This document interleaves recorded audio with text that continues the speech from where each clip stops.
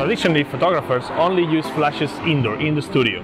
But on the last years we had a revolution on the technology of flashes, and now we are able to use them outdoors with a lot more of versatility than we used to do. Hi, I'm John Hernandez, and today I'm going to talk to you about the new Falcon Satel 2 flash unit. This is a battery power unit that will allow us to work like in the studio in any location. Let's see how it works.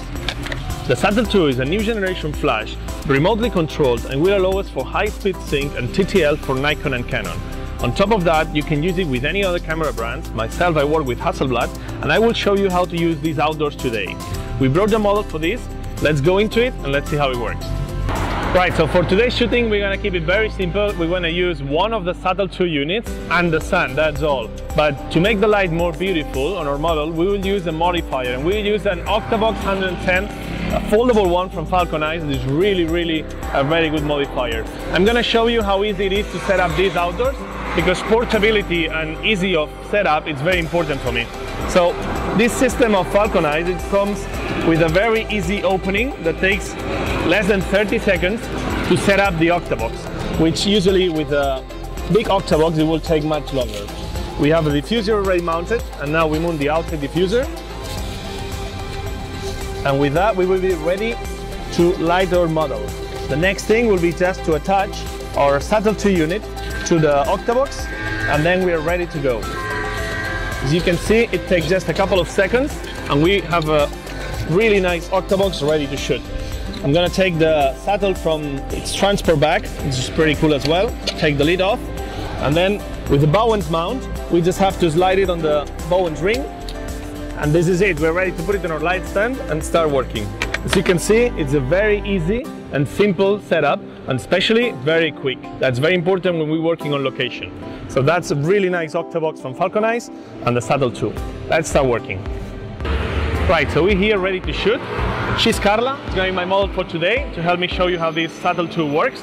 And as I told you, I shoot with one of the new Hasselblad X1D, and I use different triggers, but you can use Canon or Nikon triggers provided by Falcon, and that will give you high-speed sync and TTL in case you need it. For my kind of photography, I use the flash in manual, but the TTL and high-speed sync can be very useful for some situations. What I'm gonna do is to teach you how to do outdoor flash photography in a very simple way.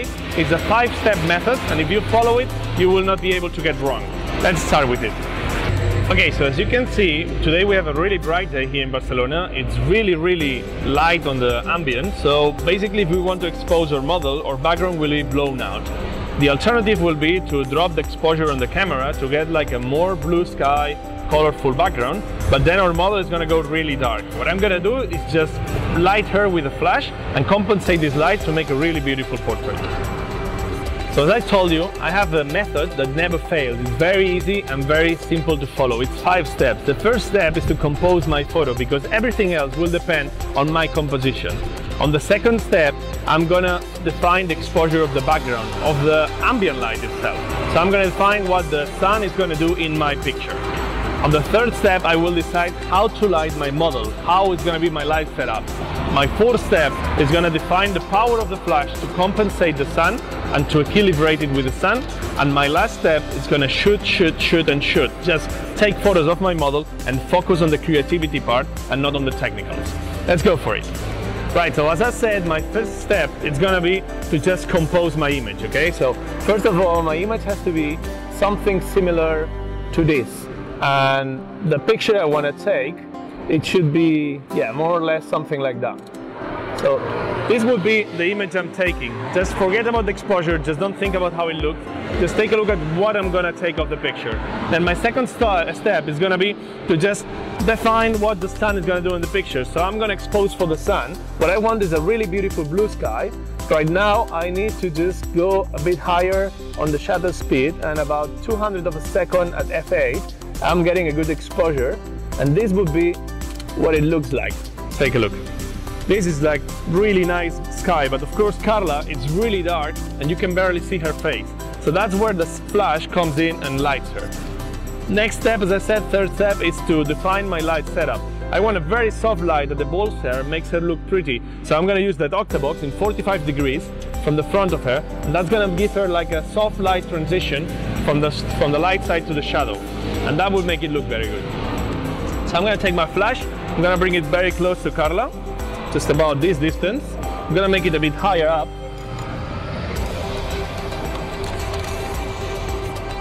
There we go. And I'm going to turn on the flash. Perfect.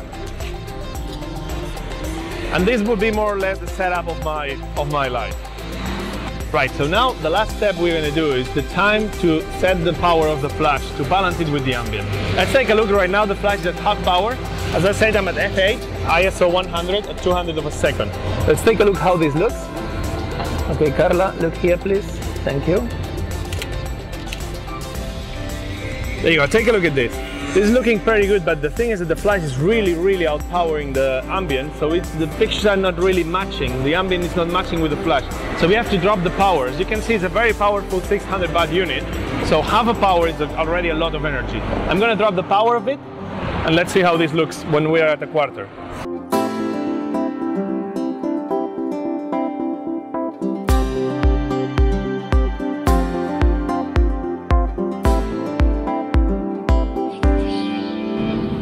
One of the good things of the Falcon Satel 2 is I can control the power output by thirds of a stop, so I have a really good control of how much light I'm getting.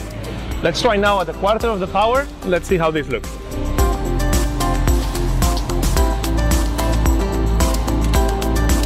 Good, beautiful, Carla. Wow, this is looking much better, but still we have too much power. I'm gonna drop it even more. I'm gonna go to an 8 of power.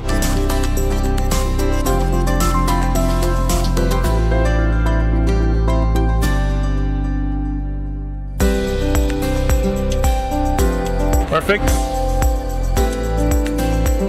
When I'm working with the trigger for Canon or Nikon, I can do this from the remote control. I don't have to go to the flash every time, but working with Hasselblad, I need specific triggers that don't allow me for that.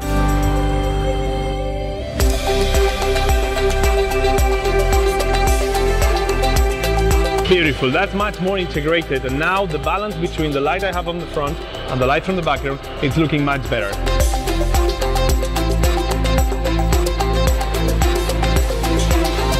That will make that my picture doesn't look like a flash picture. It will look much more integrated, but still we have the three-dimensionality and the volume that the artificial light affords.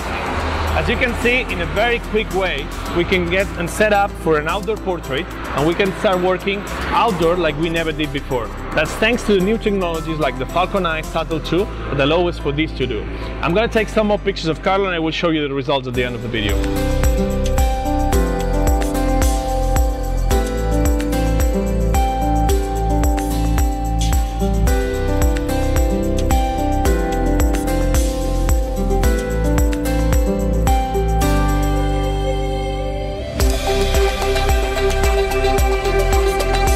Well, as you just seen, we have a very versatile tool for Falcon eyes with the Satel 2 TTL. If you're a user of Nikon or Canon, you even have TTL functions, and you have high-speed sync up to 1/8000 of a second. That will give you the possibility to work in any environment, in any situation, in any location. The portability of this unit is amazing, the power of 600 watts is amazing, and the simplicity of use is amazing as well. You can see now the final pictures that we finished with this shooting, and if you have any questions, leave a comment and we'll try to answer as soon as possible. Thanks for watching.